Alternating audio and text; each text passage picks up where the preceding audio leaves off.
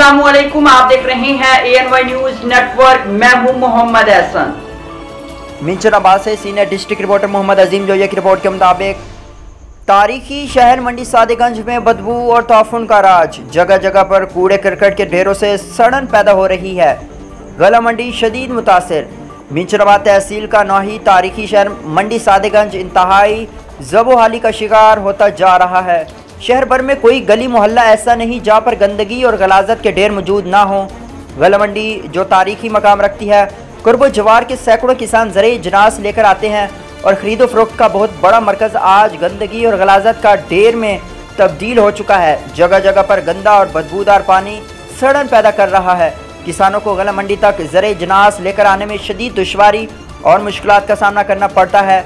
ये बदतरीन सूरत हाल गुज़श्ता कई सालों से दरपेश है, जबकि गला मंडी से मुंसलिक आड़ती इंतहाई मुअज़्ज़िज़ और सियासी वाबस्तगियाँ रखने वाले मोतबर अफराद पर मुश्तमिल है, मगर नाइतफाक़ी के बायस गला मंडी जैसे अहम तिजारती मराकज़ की हालत ज़ार को बदलने में मौसर रोल अदा करने में नाकाम रहे।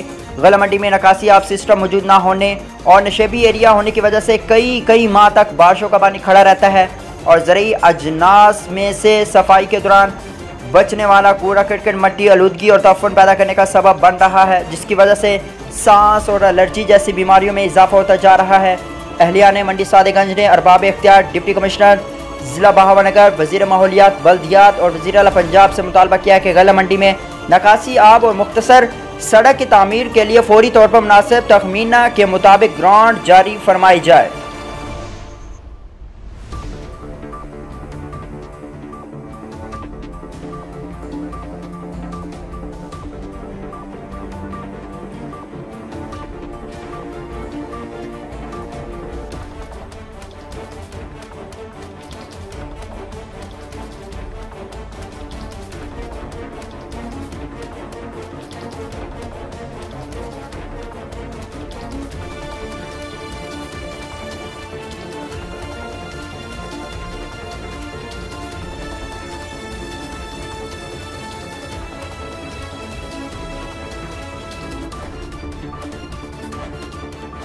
बुलेटिन में फिल वक्त इतना, मजीद देखते रहिए ANY न्यूज नेटवर्क।